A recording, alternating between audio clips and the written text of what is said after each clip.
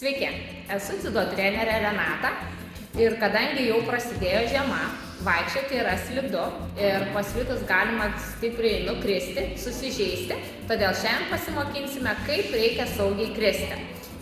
Kai krentame, svarbiausia yra saugoti galvą ir rankas. Jeigu jau taip nutiko, kad paslydome ir griūname, tai rankas laikome prie savęs ir galvą prispaudžiame smarkiai ir griūnam minkštai ant šono. Ir taip gavome didelę mėlynę, bet nesulaužėm rankos ir nesutrenkiam galvos. Galima pabandyti namuose patiems. Rankas pasiemam su savim, kojytę truputį į priekį, lengvai sėdamės ir sudaužiam į grindis, kad išmoktumėm laikyti tiesią ranką. Gražių ateinančių švenčių ir saugios žiemos!